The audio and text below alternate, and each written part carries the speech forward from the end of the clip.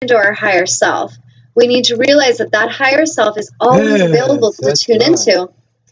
But so many of us, we go into like fearful, frantic human mode, and we're just like, oh my God, I don't know what to do, so let me just go get busy and do something. And so we get busy, we scurry around, and we, like I make the analogy of jump on the hamster wheel, and it doesn't serve us. It actually exhausts us.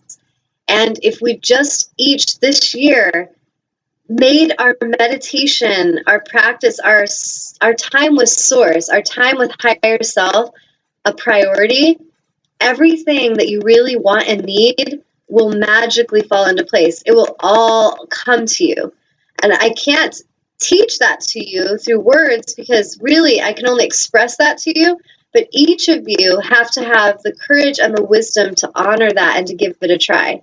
And each of us have to start to, put time into things that help us heal. Energy healing, mentoring with someone that's going to help you. These are a path towards solution, but so many of us will put I've talked to people like, oh, I can't afford it, Tanya, I don't have time. Yes, you do. You have time, you have money.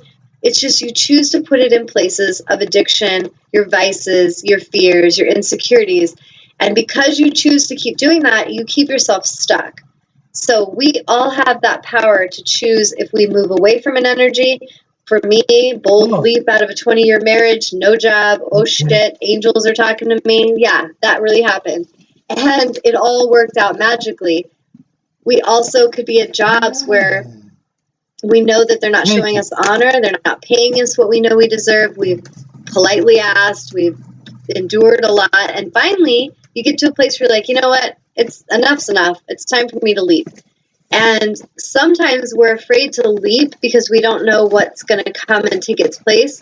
But I'm telling you, we have to get more comfortable with this, because we often need to release something and create space to let the new come in. So kind of think about if you have a really crowded house and you just hoard things and it's just crowded with stuff, it's really going to be difficult for you to invite new beauty and newness in when it's so compacted and cluttered.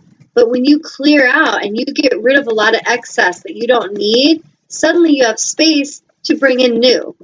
And so if you're in a relationship that's terrible, or you're in a job you can't stand and people don't treat you right, releasing it can be scary at first, but we have to embody this energy of faith. We have to start to move in faith and to remember the universe loves us and supports us, and your angels want good for you. They want the best for you, but often they're really ready to give it to you and to help you, but you're still clinging to the ancient. You're clinging to the old. You're clinging to the past, and that mirage, the illusion, it creates suffering. So that's the first thing I would say. Is there another question? Yes. Okay.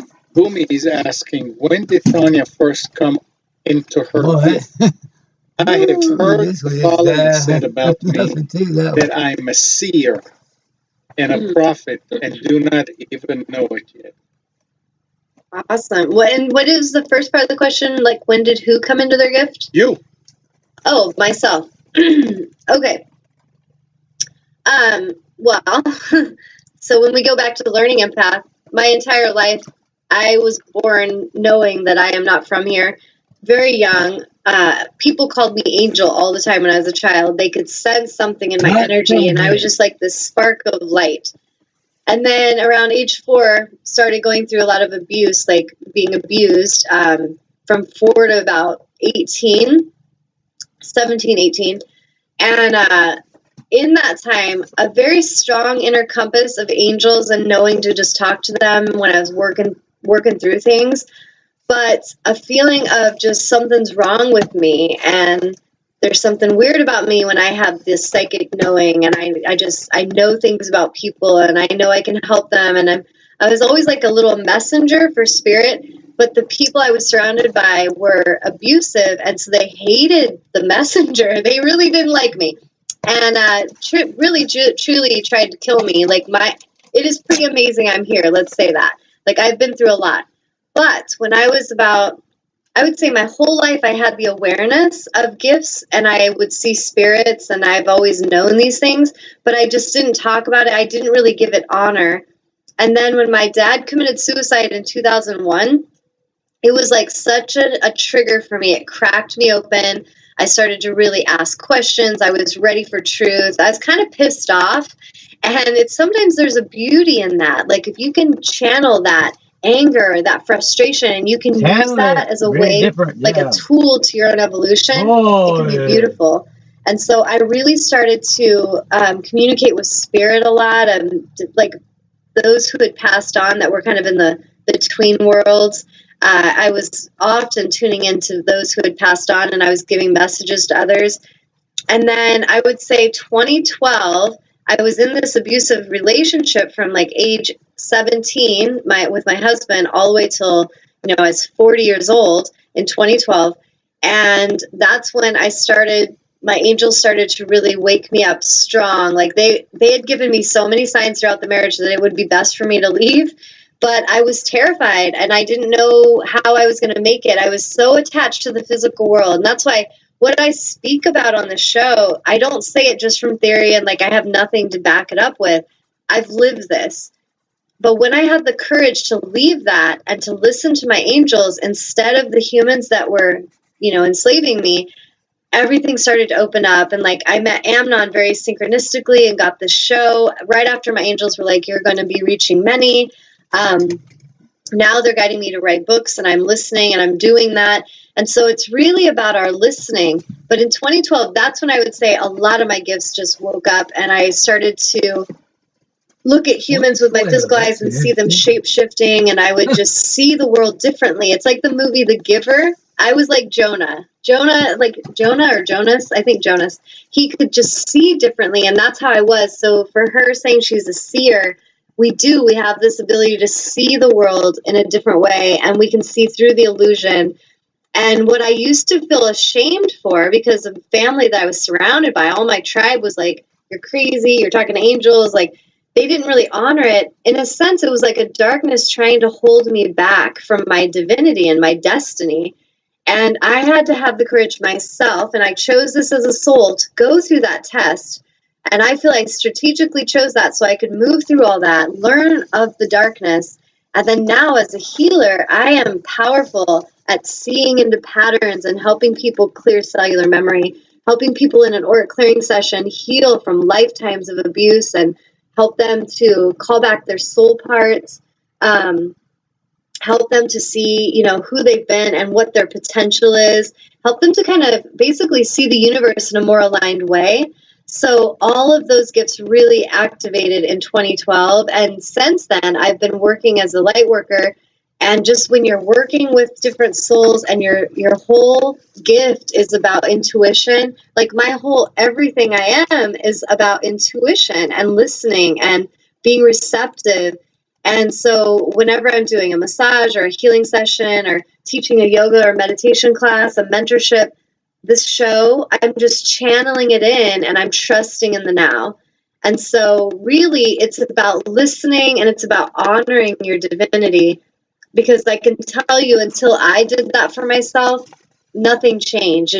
I felt stuck. I was literally suicidal towards the end of that relationship. I didn't want to be here anymore. And now I work with so many clients who are right on the edge, and they admit to me, Tanya, if it wasn't for you, I would not be here today. Like I was really contemplating taking my life, and which brings tears to me. But then it also just gives my heart so much hope that the souls that I'm meant to work with are listening. They're finally ready, because each of you that have been challenged and you have these gifts, they're needed here and you are so powerful, but you might need to hang around others who actually help that strength, help that strength magnify and help you amplify your gifts. And so working with a light worker that's in alignment, going to workshops, going to yoga classes, doing these things where you meet soul family, it can be the most important choice you make to help with your deeper changes. So I would really encourage the listening. What do they have to say about that? Well, I don't want you to forget that I think you need to read the card for Cindy, right? Yes. But yes. Boomy is saying usually I told her, I mean, I took it on myself to tell her something for you. I said that you are not saying that she needs to wait for somebody to die in order to recognize her gift. Oh, no. I'm just giving my, yeah. That's just my story. Like, that's just how things kind of triggered action in Tanya. So she's saying, usually I would run away from people like Tanya, but within 2 years, 7 spiritually gifted people found me and shared the message. Now I am listening to others and slowly downloaded new things. Beautiful. I just started a month ago. I guess I have to watch and listen before I can stand my position. And she said, I have felt negative energy from others, but how do you know who you can trust? Okay. That's a great question. Really, what we're moving into is more of a this new time that we're in. The earth is shifting. It's all about energy. It's always been all about energy, but now we're really remembering and waking up to that. And so, how do you know who to trust? That's a great question. And how do you know is you trust and honor your intuitive knowing. You trust and you need to check in and see how aligned you are yourself, because if you have a lot of fear, you will project that fear and you'll not trust anyone because you're just seeing the fear and the darkness in everyone. But if you can get yourself centered and meditate and clear your mind and ask your guides, who do I need to work with? Help guide me. And you get, like, a lot of the clients I've worked with, they've gotten that guidance where they felt very summoned to work with me right after they were praying, like, guide me, help me find the mentor. And then they found my information very synchronistically. So when we have things like that come and we're in a state of ease and we're opening up to spirit and calling out and the answer comes in, trust that. But if you're in a state of fear and you're projecting that, you might be very fearful, and then all of a sudden you go and you meet this psychic who's very fearful and controlling. We need to watch that because we energetically will put out a frequency and we'll find people who will mirror that back. So part of it is just being discerning with your own energy as you're calling out, like go into a state of prayer and ask for the guidance and then trust what comes through in a very beautiful synchronistic way. The other thing I teach all the time with the clients I work with is to discern energy and trust in the frequency and the energy more than the appearances of things. Because we could have someone that's like best-selling published author, they've done all these workshops, they've made a lot of money, but when we tune into them energetically, we're like, oh, I just get a creepy, enslaving kind of feeling. Trust that. Because just because they got a lot of people promoting them doesn't mean they're aligned.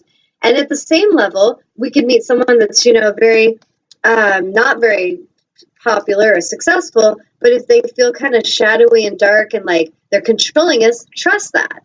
So we need to really tune into the energy. If the energy feels good and it feels like truth, like as I'm speaking to each of you today and you feel like, yeah, that makes sense, that feels right in my heart, that is what you want to trust, is that feeling, the energy, not just the words I'm saying or what I look like, because this is all an illusion. The form and the words are not as important as the beingness.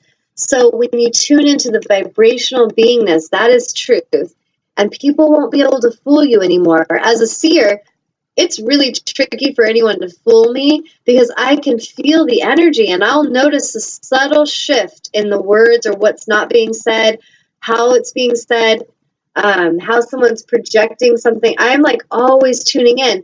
And so it doesn't mean I'm judging. And that's another thing for empaths to learn. Discernment is not judgment.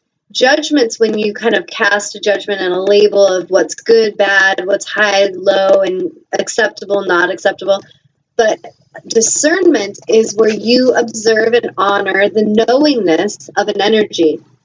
You feel something, you know, and you honor that. And so for most of us as empaths, what's going to help ignite our gifts is trusting our own discernment. And this is something the angels tell me all the time. Like, we're in a time where we must be discerning, because there are those who are very tricky, and they take on the form. They might call themselves light worker. They might say they're a psychic, which I would be mindful of working with